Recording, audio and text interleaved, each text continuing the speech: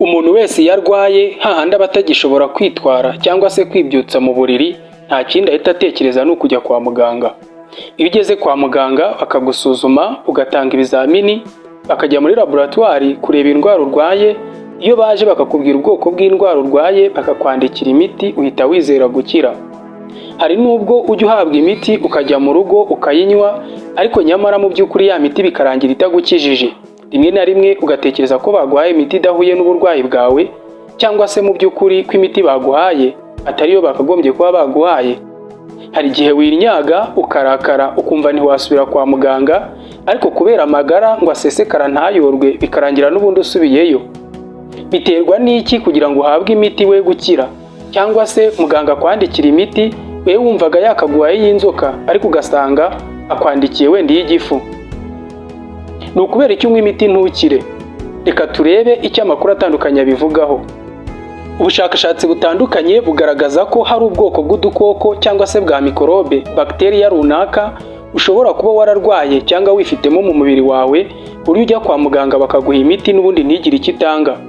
Bitewe n'uburyo wagiye ufata imiti wabanje cyangwa se n'uburyo ufata imiti wahawe kwa muganga, ukirengagiza gukurikiza amabwiriza bakubwira kunywa imiti mu gitondo, saa sita na nimugoroba, wowe ukavuga ngo urakomeye uzajya uyinywa saa sita ari uko utashye.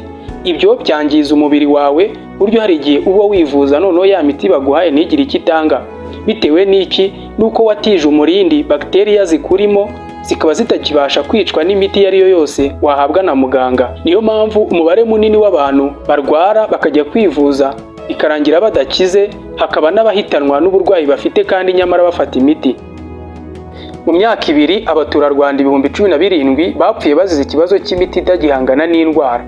Aya ni amakuru dukesha ikinyamakuru Igihe nk'uko byabyanditse ku rubuga rwacyo, avuga ko ikibazo cy'udukoko tugira ubudahangarwa ku miti kizwi nka antimicrobial resistance gikomeje gufata indi ntera, kuko imibare igaragaza ko abarenga 17,000 bahitanywe nacyo mu Rwanda mu mwaka wa 2019 ndetse no mu mwaka wa 2021. Antimicrobial resistance ibaho igihe bakteriya, virusi cyangwa kandi gakoko kihinduranyije kakagira ubushobozi bwo kudahangarwa n'umuti wagenewe kukica. Ibi kandi bituma kuvura indwara kateje bigorana cyane, bikaba bidashoboka, uyifite ikaba yanamuhitana. Dr. Noel Gahamanyi uyobora ishami rishinzwe gupima udukoko mu kigo cy'igihugu cy'ubuzima RBC yatangaje ko antimicrobial resistance ari ikibazo ku buryo hari n'abo gihitana. Yaravuze ngo ubushakashatsi bugaragaza ko mu mwaka wa 2019 mu Rwanda abantu 9,800 bapfuye bazize indwara ziterwa n'ubudahangarwa bw'udukoko ku miti, ndetse kandi ko mu mwaka wa 2021 abandi 8,180 bapfuye bazira icyo kibazo.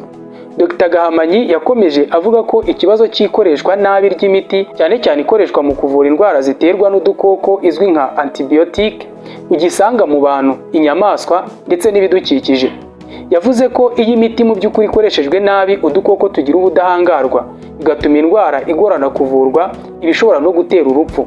U Rwanda rwubatse laboratwari 12 zo gupima udukoko tugira ubudahangarwa ku miti, zivuye kuri 6 rwari rufite mu mwaka wa 2024. Izi laboratwari rero mu by'ukuri zizajya zifashishwa mu kureba imiti itagihangana n'utu dukoko. Zinafashe kandi mu gupima udukoko mu magarizi, umuganga akaba yamenya umuti wakora kuri utu dukoko hamaze kumenywa ubushobozi bwatwo. Ubwo yitabiraga inama yiga ku guhangana no kurwanya ubudahangarwa bw'utu dukoko ku miti, Dr. Mukagatare Isabelle uyobora ishami rishinzwe serivisi z'ubuzima muri RBC yavuze ko u Rwanda rwashyize imbaraga zifatika mu kurwanya iki kibazo. Yaravuze ngo umwaka ushize twe dufite laboratwari 6 gusa zishobora gupima ubwoko bw'udukoko n'imiti twica mu gihugu cyose, ariko uyu munsi tugeze kuri 18 kandi bigenze neza uyu mwaka warangira tugeze kuri 20. Urumva ko u Rwanda ruri gushyiramo ubushobozi bushoboka kugira ngo icyo kibazo tugihashye. Yakomeje avuga ko u Rwanda rwakoze igenamigambi y'imyaka 5 rigaruka ku gukemura ibibazo bijyanye n'utwo dukoko, aho hibanzwe ku ngamba zirimo kunoza isuku, gukoresha neza imiti ndetse no gukora ubukangurambaga mu baturage. Birushijeho kandi muri iyo genamigambi hazatangwa amahugurwa ku baganga batanga imiti, abakora muri za farumasi, abayitanga ndetse n'abaturage barasabwa gufata neza imiti bandikiwe, kuko mu by'ukuri avuga ko kimwe mu biha icyuho ubudahangarwa bw'udukoko ari ukudakurikiza amabwiriza ya muganga. nk'uko byatangajwe n'ikigo cy'ubushakashatsi ku buzima Institute of Health Metrics and Evaluation mu mwaka wa 2021, mu Rwanda hafi abantu 2,000 bishwe n'indwara ziterwa n'udukoko tugira ubudahangarwa ku miti, mu gihe kandi impfu z'abarenga 8,000 zaturutse ku ndwara zifitanye isano n'utwo dukoko. Umuyobozi w'ihuriro ry'abaganga b'abana Dr. Ricine Tuyisenge yakomeje ku barwayi bahabwa imiti ivura indwara ziterwa n'udukoko antibiyotike nyamara batayandikiwe na muganga, ashimangira ko bidakwiye kuko bishobora kwangiza ubudahangarwa bw'umubiri. Yaravuze ngo imiti ya antibiyotike ntikwiye gutangwa mu gihe itanditswe na muganga. Birababaje ko wazana umwana wawe afite umuriro wa 40 nkamuvura ariko akamara icyumweru agifite uwo muriro kubera ko yafashe imiti nabi, ugasanga ngezeho nka muganga umuriro waramaze kwangirika. Dukeneye gufatanya n'abakora muri za farumasi kugira ngo bishyirwe mu bikorwa kuko ntabwo bikwiye, bigomba gucika. Hagomba kujyaho ingamba zikomeye kugira ngo byubahirizwe.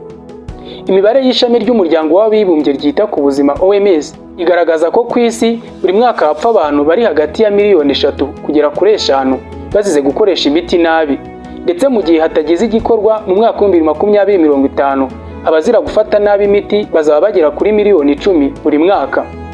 Nurebe umwindaji wumvaga. Mugire ubuzima bwiza. Kora subscribe, tange n'igitekerezo hasi muri comment.